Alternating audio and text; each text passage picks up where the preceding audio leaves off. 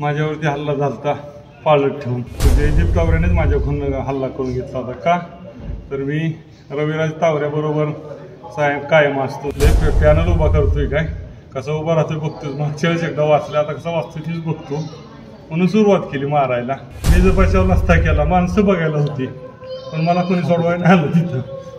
मी दुपारी सकाळी पत्रकार परिषद घेतली पवारच्या पक्षाच्या वतीने आणि जी अपक्ष होती माळेगावमधली जी नाराज झाली त्या सगळ्या लोकांना मी एकत्र घेऊन पक्षाच्या अपक्ष लोकांना एकत्र घेऊन पक्षाचे वतीने मी सगळ्यांच्या पक्ष एक पत्रकार परिषद घेतली आणि त्याच्यात मी पक्षाचा पॅनल जाहीर केला आणि त्याच्यात जाहीर केल्यावर मी स्वतः उमेदवार आहे.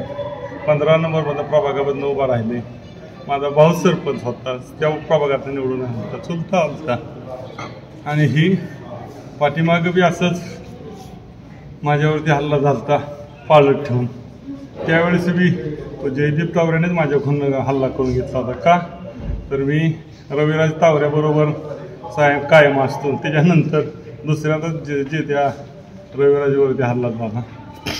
आता हल्ला कोणी केला झाला तर मी माझा घरी निघालो होतो. पत्रकार तांबे होते ते दुसरे ते भारत तुपे होते त्यांच्याशी मी बोललो ग्रामपंचायत समोर आणि घरी निघालो एकटाच होतो. आणि शिवसेनेचे कार्यकर्ता आहे निकम तो बी आमच्याबरोबर पक्षाबरोबर होता. मी त्याच्यापाशी तो दिसला म्हणून मी गाडी वळून माघारी आलो. 30 जण आली वळून. तो जयदीप तावऱ्याचा मी होणार मामाची पोर आहेत आणि एक त्याच्याबरोबर तिसरा तर सोलंकर म्हणून होता. ही 3 जण आली. आल्यानंतर पहिल्यांदा आल्यानंतर मला आई बहिणीनंच शिवाय द्यायला सुरुवात केली. लय पॅनल उभा करतोय काय कसा उभा राहतोय बघतोय. मागच्या वेळेस एकदा वाचला आता कसा वाचतोय तीच बघतो म्हणून सुरुवात केली मारायला. त्यातल्या 1 जणांनी धरलं आणि दुसरे जण मारलं पण मी त्याच्या प्रतिकारक्रिया केल्यानंतरच मी मला बचावलं. मी जर बचाव नसता केला माणसं बघायला होती पण मला कोणी सोडवायला नाही आलं तिथं. त्यांचं फक्त एकच कसा पॅनल करतो कसा जगतो तीच बघतो. तुम्हाला दोघांनाही सोडणार नाही. तुला तर सोडणारच नाही आणि त्याला बी सोडणार नाही म्हणजे. कशाने हल्ला केलाय तुमच्या? चाकू होतं त्यांच्या हातात काहीतरी. कुठं लागलंय तुम्हाला?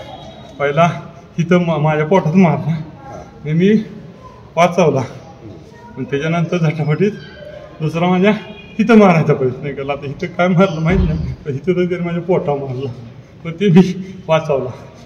तक्रार दिली का पोलीस स्टेशन?